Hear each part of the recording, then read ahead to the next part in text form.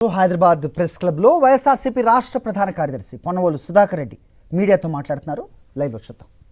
అధికారులు అయితే ఏ సిఐడి అయితే శ్రమపడి కొన్ని వందల మంది సాక్ష్యాలను విచారించి వాళ్ళు వాంగ్మూలములు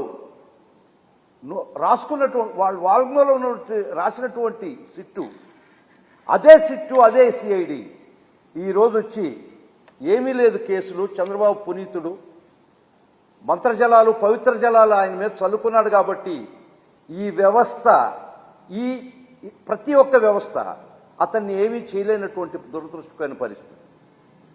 మీకు అందరికీ తెలుసు, రకరకాల స్కామ్లు కూడా ఈ మధ్యకాలంలో సుమారు ఒక నెల నుంచి చంద్రబాబు నాయుడు కోర్టులో ప్రతి కేసు కొట్టేయించుకుంటున్నాడు. అది అందరికీ ప్రజలందరికీ తెలుసు. ముఖ్యంగా ఒక inner ring road case scam of 21.30 crores was closed, and assigned lands case where about hundreds of crores, వందలటువంటి కోట్ల యొక్క అవినీతిని క్లోజ్ చేయడం జరిగింది. ఒక లిక్కర్ కేసులో కూడా ప్రభుత్వం వారు అప్పుడు వాళ్ళు ఒక బెనిఫిట్ ఇచ్చిన దానిలో కొన్ని వేల కోట్లు ప్రభుత్వానికి నష్టం వచ్చిన కేసు కూడా క్లోజ్ చేసుకోవడం. అన్ని కేసులు చంద్రబాబు నాయుడు ఇదే సిఐడి, ఏ సిఐడి అయితే ఏ సిట్ అయితే తన మీద కేసు పెట్టిందో, ఏ సిట్ అయితే తన మీద వాల్యూమ్స్ ఆఫ్ సాక్ష్యాలను సేకరించిందో అదే సిట్ చేతనే ఆయన మిస్టేక్ ఆఫ్ ఫ్యాక్ట్ కింద ఈ కేసుల్లో సాక్ష్యాధారాలు లేవని క్లోజ్ చేసుకుంటుంటే ఈ వ్యవస్థ ఎక్కడికి పోతుంది? ఇది ప్రశ్నించే వాళ్ళు కూడా లేకుండా పోతే ఈ రాజ్యాంగం ఆంధ్ర రాష్ట్రంలో అమలవుతుందా లేదా చాలా బాధాకరమైన విషయం మీ ముందర చెప్తున్నారు.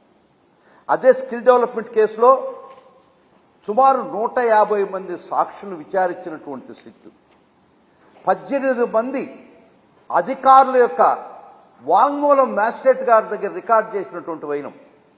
ఆ కేసు కూడా 371 కోటి ఆంధ్ర రాష్ట్ర ఖజానా నుంచి దోచేయబడి దాచుకున్నటువంటి వైనం.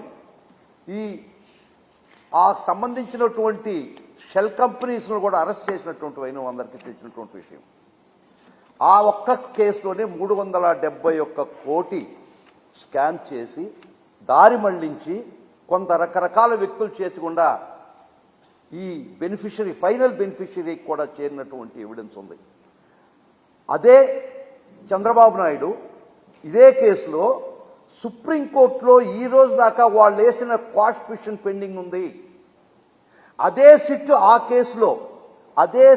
కేసులో వాల్యూమ్స్ ఆఫ్ డాక్యుమెంట్ ఎవిడెన్స్ వేసి ఈయన మీద కేసు రుజువు చాలా ప్రాథమిక విచారణలో చాలా చాలా చాలా ఎక్కువైనటువంటి సాక్ష్యాధారాలు ఉన్నాయని అదే సిట్ సుప్రీంకోర్టులో అఫిడవిట్ దాఖలు చేయలేదా, కౌంటర్ దాఖలు చేయలేదని అడుగుతున్నా.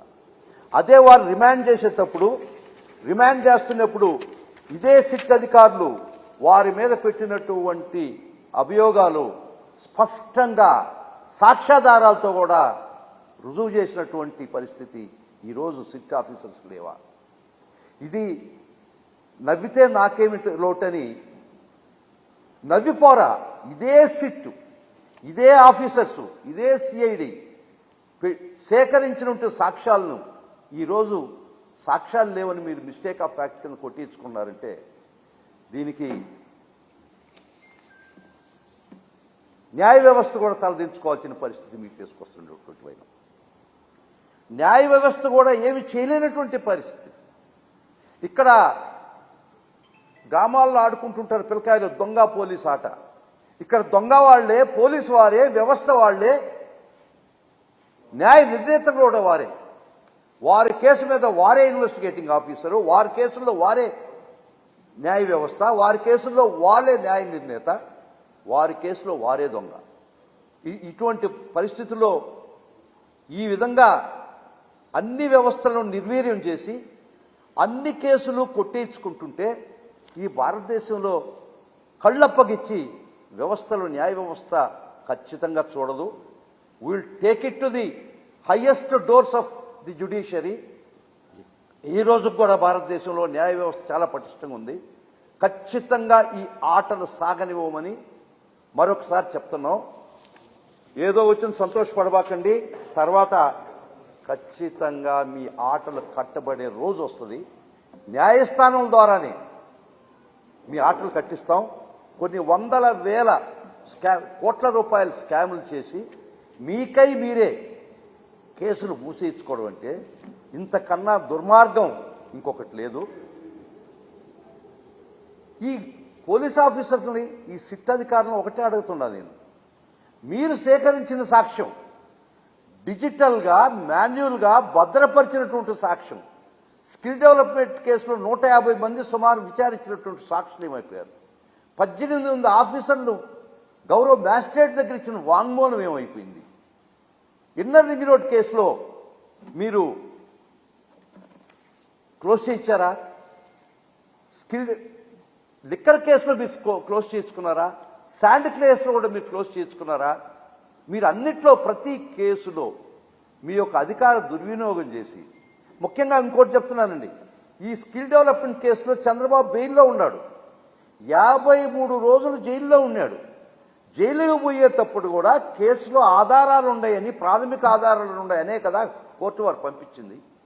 మీ క్వాష్ పిటిషన్ గౌరవ ఆంధ్రప్రదేశ్ హైకోర్టు మీరు వేసిన పిటిషన్ కొట్టేసింది మీ మీద సాక్ష్యాలు ఉన్నాయనే కదా. అదే సుప్రీంకోర్టుకు మీరు పోయిన తర్వాత మీ క్వాష్ పిటిషన్ కూడా కొట్టేయకుండా ఇంకా హీరింగ్లో ఉందంటే మీ మీద సాక్ష్యాలు ఉన్నాయనే కదా.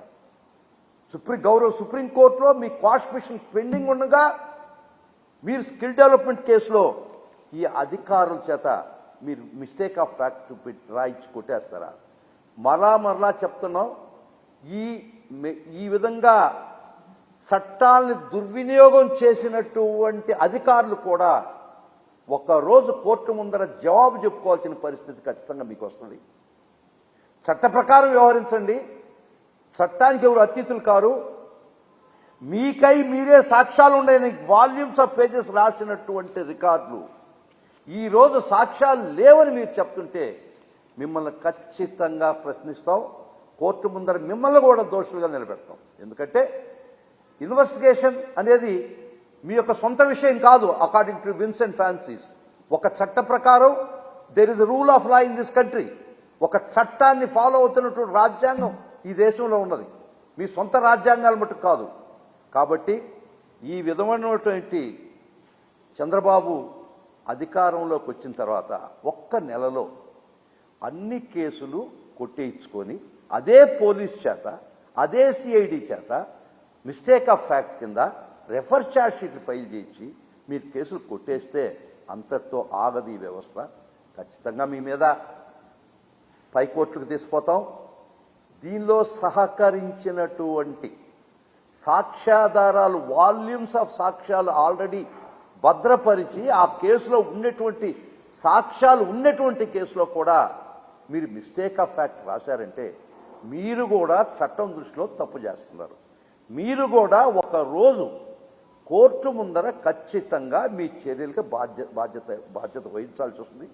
మీ మీద కూడా కోర్టు వారి చర్యలు ఖచ్చితంగా ఉంటాయి. ఎందుకంటే it is dereliction of duty when you your self has collected.